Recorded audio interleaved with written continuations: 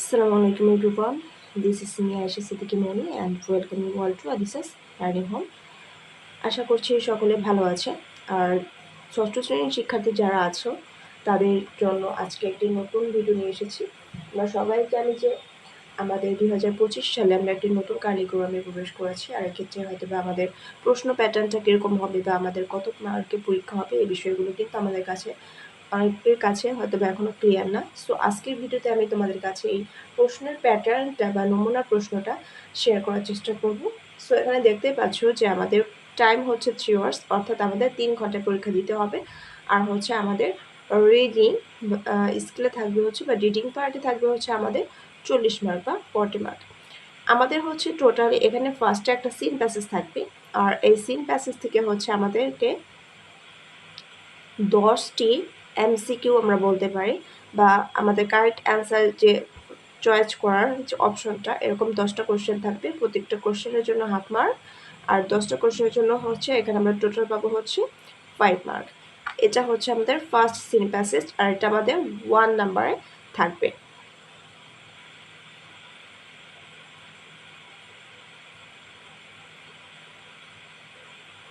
দেখো, এরপর তোমরা দেখতে পাচ্ছ এখানে আরও একটা আমাদেরকে সিন প্যাসেজ দেওয়া আছে। এই সিন প্যাসেজ থেকে হচ্ছে আমাদেরকে 5টা কোশ্চেনের অ্যান্সার করতে হবে, আর প্রত্যেকটা কোশ্চেনের জন্য হচ্ছে আমাদের 2 মার্ক থাকবে। 5টা কোশ্চেনের জন্য হচ্ছে আমাদের টোটাল 10 মার্ক। তাহলে আমরা কি বুঝতে পারলাম যে আমাদের কোশ্চেনের জন্য হচ্ছে 10 মার্ক থাকবে।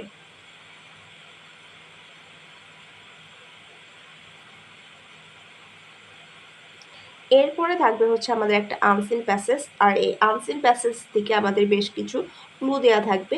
আর এই আনসিন প্যাসেজ থেকে তোমরা দেখতে পাচ্ছ যে একটা কি থাকবে, এখানে বলা হচ্ছে যে complete the following table with the information given in the passage. অর্থাৎ আমাদের যে উপরে প্যাসেজে ইনফরমেশন বা তথ্যগুলো দেওয়া থাকবে, সেই তথ্যগুলো থেকে আমাদেরকে কী করতে হবে, এইখানের কলামগুলো ফিল আপ করতে হবে বা টেবলটাকে ফিল আপ করতে হবে। এখানে আমাদের টেবল থেকে 5টা সেন্টেন্স মেক করতে হবে, আর প্রত্যেকটা সেন্টেন্সের জন্য হচ্ছে আমাদের 1 মার্ক, টোটাল 5 মার্ক। তারপর আমাদের আরও একটা আনসিন প্যাসেজ থাকবে, আর এই আনসিন প্যাসেজ থেকে হচ্ছে আমাদের 5টা ট্রু ফলস অ্যান্সার করতে হবে, প্রত্যেকটার জন্য 1 মার্ক। তাহলে 5টা ট্রু ফলসের জন্য আমাদের হচ্ছে 5 মার্ক। দেন 4 নম্বরে তোমরা দেখতে পাচ্ছ এখানে আমাদের কি দেওয়া আছে, একটা বক্স দেওয়া আছে। আর আমাদেরকে ফার্স্টে বলা হয়েছে কি, রিড দ্য টেক্সট বিলো, নিচের অনুচ্ছেদটি পড়ো and complete it with suitable words given in the box. এবং এইখানের যে বক্সে শব্দগুলো দেওয়া আছে, এই উপযুক্ত শব্দগুলো দিয়ে নিচের শূন্যস্থানগুলো পূরণ করো।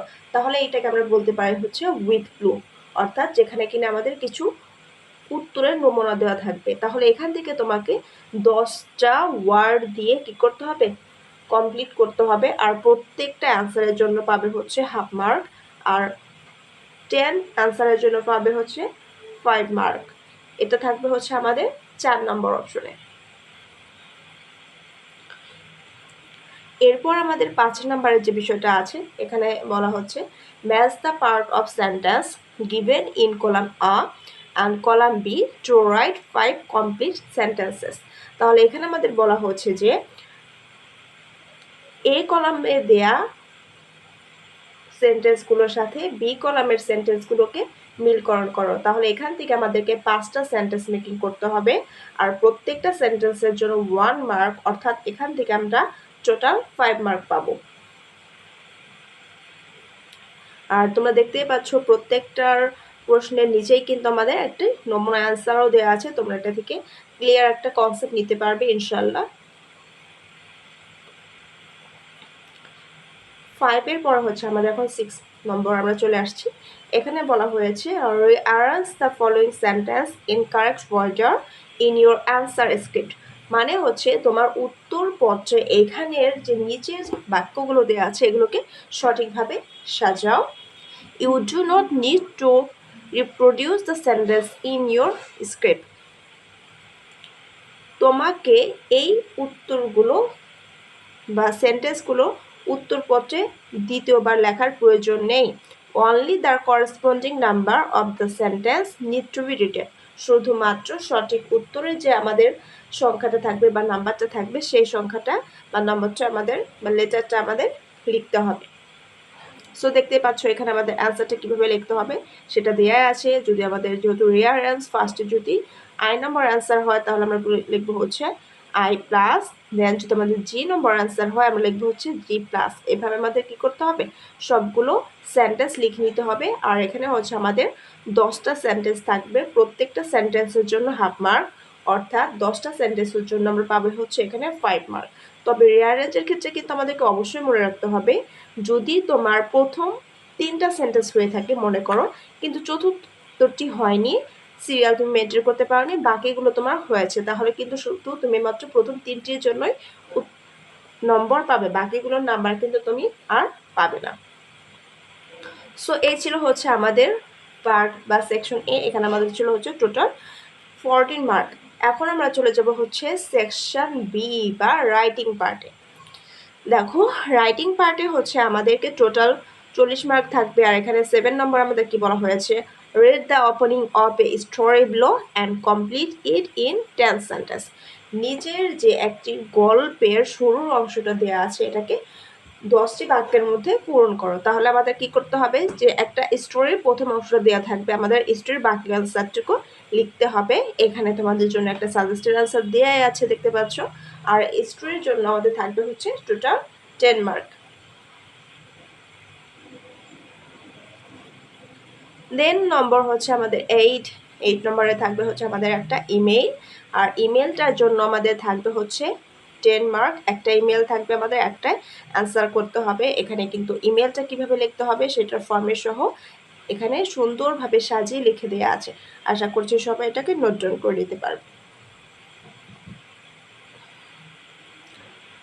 নেক্সট আছে হচ্ছে আমাদের নম্বর 9।